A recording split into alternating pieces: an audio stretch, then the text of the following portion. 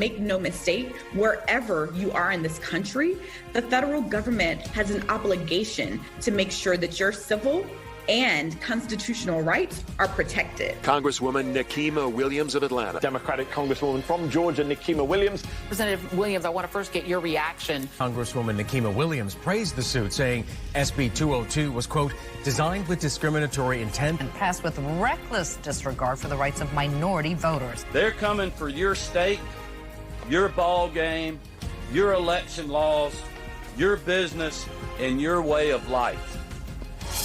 So, Congresswoman, what do you believe Governor Kemp means when he says threatening your way of life? Yes.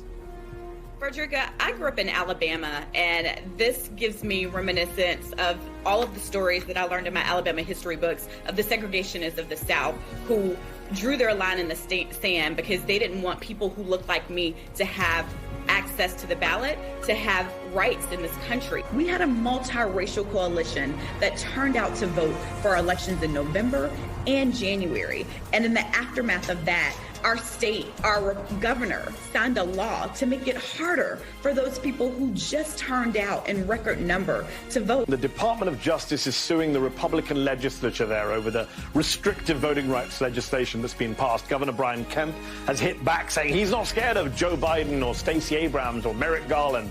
How important is this action from the DOJ, and what outcome are you expecting? This is really important. It shows that finally we have a Department of Justice who is truly representing the people of this country and willing to step in when our civil rights are on the line. Right now, we know that if the federal government did not step in and intervene in voting rights in the 60s, that me as a Black woman in the South, I wouldn't even have the right to vote right now. So I am glad that the Department of Justice is stepping in, because it also shows that it eventually won't just be this conversation just about Georgia. Georgia has been ground zero for voter suppression, but also we're seeing this in so many other states across the country. And so the Department of Justice is showing exactly what I've been saying all along. It does not matter what your zip code is. Your access to the ballot should be standardized in this country.